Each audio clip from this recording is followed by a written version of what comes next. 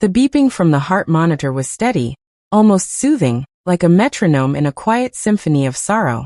At 6:52 p.m., Emma Holloway walked into room 309 of St. Jude Medical Center for the first time in 17 years. The man lying in the hospital bed was her father, and she hadn't spoken to him since she was 15. Emma had promised herself she wouldn't come. Not after everything he did. Not after the yelling, the drinking, the broken promises. But a call from a social worker. Calm, professional, insistent. Cut through the wall she had built around her heart. "He's dying, Miss Holloway," the woman said.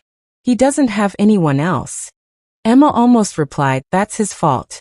But instead, she boarded a red-eye flight from Portland to Chicago with nothing but a duffel bag, an old photograph, and a stomach full of unresolved feelings.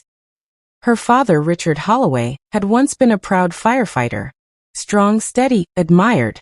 But after a tragic accident on duty that took the lives of 2 of his colleagues, something inside him fractured. He became distant, cold, and then angry. The alcohol helped him sleep, but not without a cost. Emma's childhood was marked by shouting matches, slammed doors, and too many nights of hiding under blankets to escape the rage that was never meant for her, but always found her. When she turned 15, her mother moved them both away. Nugonbis. No forwarding address. Just silence. Years passed. Emma became a nurse, got married, divorced, lived her life as best she could without looking back. Until now.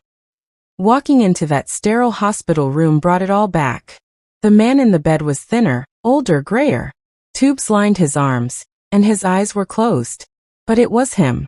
Richard Holloway. The man she had hated. The man she had mourned. Long before his heart started failing. The nurse on duty, a gentle woman named Carla, touched Emma's shoulder and whispered, "He's been asking for you." Emma looked at the figure in the bed and whispered, "Too late." But she sat down anyway. The challenge of forgiveness. For 3 nights, Emma sat beside his bed.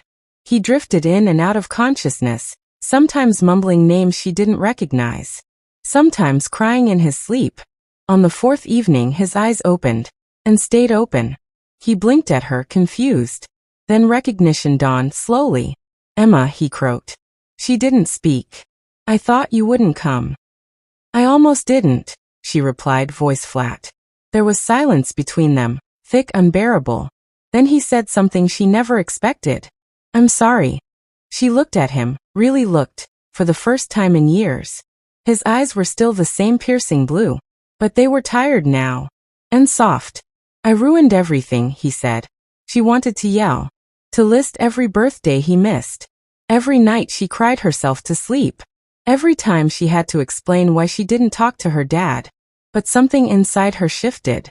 The anger was still there, but it was old now. Weary. And suddenly she realized. She wasn't here for him. She was here for her. So she whispered, "I know."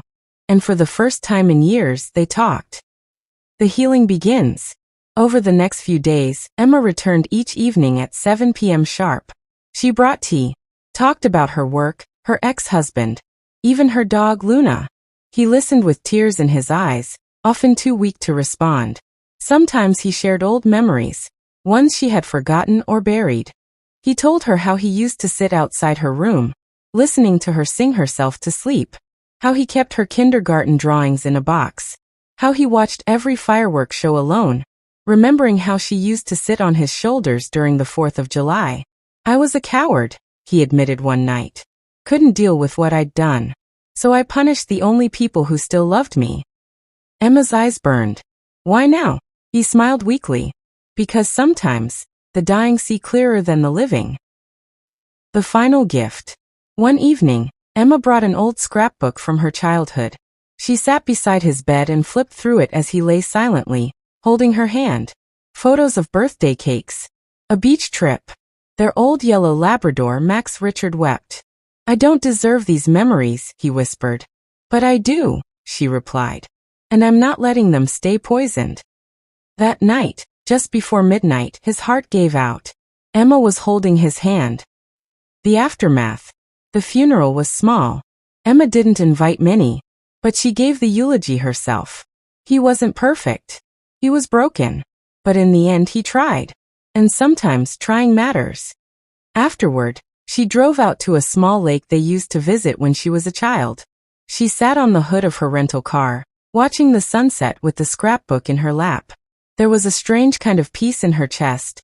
Not joy, not grief exactly, but something in between. Bittersweet, she thought. Just like his bedside. Forgiveness isn't always deserved. But sometimes it's the only thing that sets us free. Emma didn't come to the hospital to heal him. She came to heal herself. To close a chapter that had been wide open for far too long. We don't always get the apology we want. We don't always get the years back. But we can choose how the story ends.